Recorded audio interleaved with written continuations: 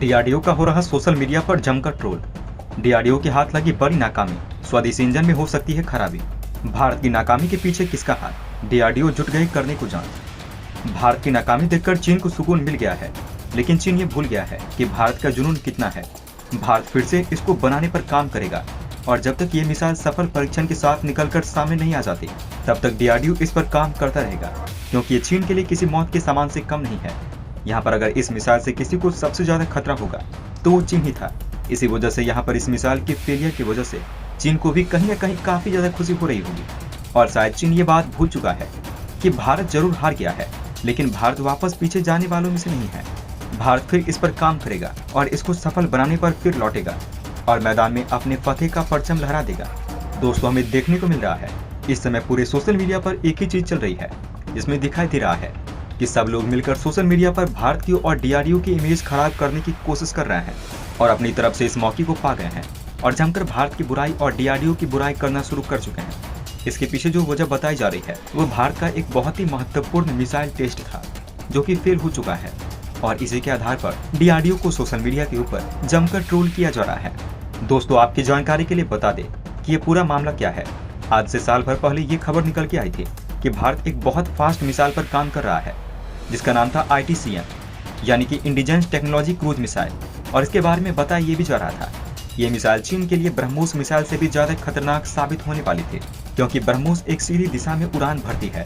लेकिन इसके साथ ऐसा नहीं था। इसके बारे में मिलता है कि जरूरत के अनुसार अपना रास्ता बदल सकते थे और इससे बहुत ज्यादा फायदा हो सकता था, क्योंकि ये पहाड़ों के बीच से गुजर सकती है। गहरी घाटियों के बीच में बड़ी आसानी से दुश्मनों को ढूंढकर मार सकती है। दोस्तों, पहाड़ों के बीच से गुजरने का भी बहुत ज्यादा फायदा मिल जाता है, क्योंकि जब पहाड़ों के बीच से कोई मिसाइल गुजरती है तो ऐसे में ये डिफेंस सिस्टम को बड़ी आसानी से डॉज कर सकती है और रडार से भी बचकर ये निकल सकती है। इससे फर्क नहीं पड़ता कि इसकी रफ्तार सबसोनिक हो, लेकिन फिर भी डिफेंस और रडार के लिए इसे पकड़ पाना काफी ज्यादा मुश्किल रहता है।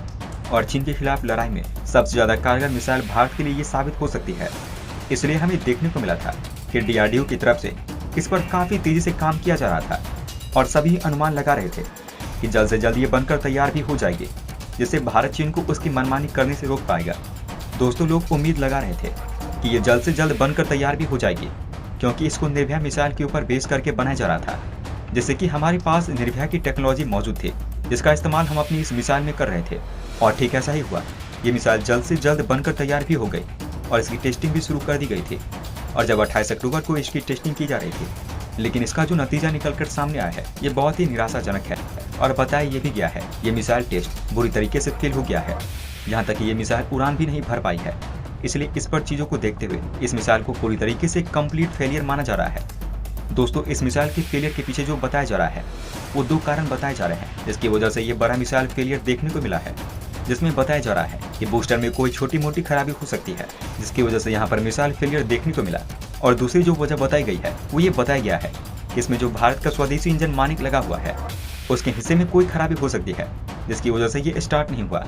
इसको लेकर डीआरडीओ की तरफ से अभी ऑफिशियल बयान सामने निकल के नहीं आया है कि किस वजह से ये मिसाइल फेलियर देखने को मिला है।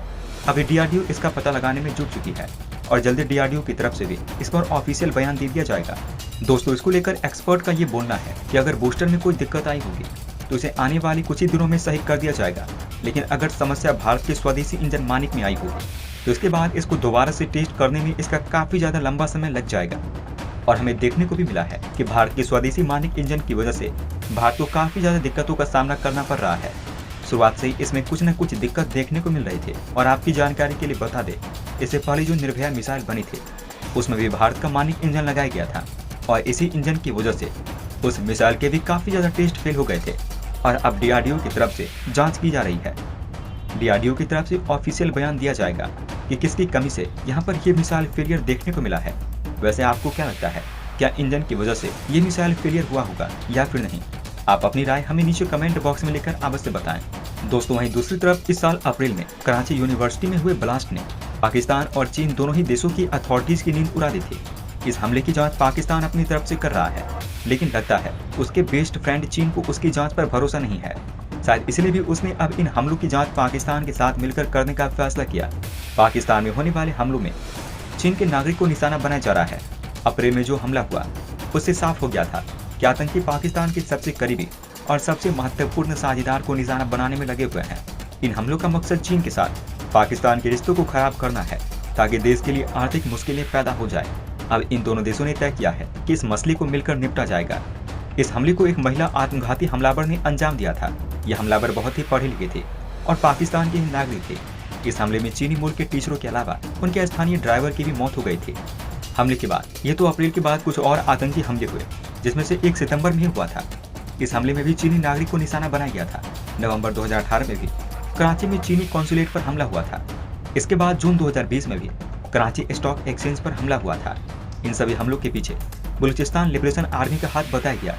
यूनिवर्सिटी पर जो हमला हुआ था उसमें शामिल हमलावर तो काफी अच्छे परिवार से आते थे। इसके बाद एक वीडियो सामने आया था जिसमें नजर आ रहा था कि बलूचिस्तान के आतंकवादियों ने चीन को पाकिस्तान छोड़कर जाने या फिर यहीं रहकर और ज्यादा तबाही झेलने के लिए तैयार होने की धमकी दी थी। कई महीनों बाद भी पाकिस्तान की चिंताएं इसे लेकर कम नहीं हुई है।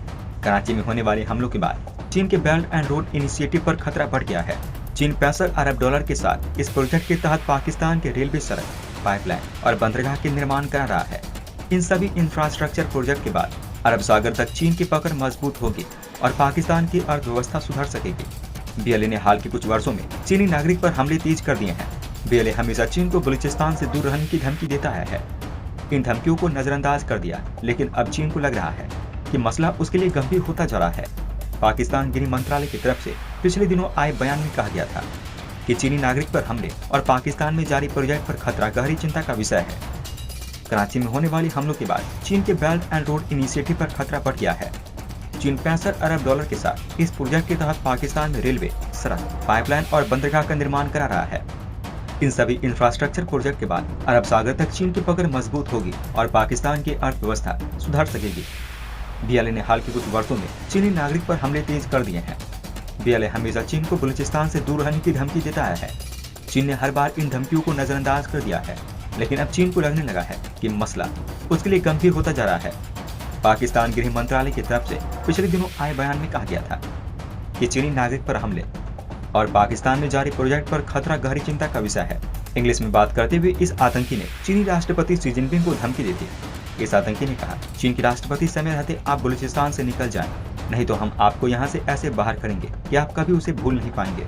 चीन के अधिकारियों ने हमले की जांच के लिए पाकिस्तान का दौरा किया था।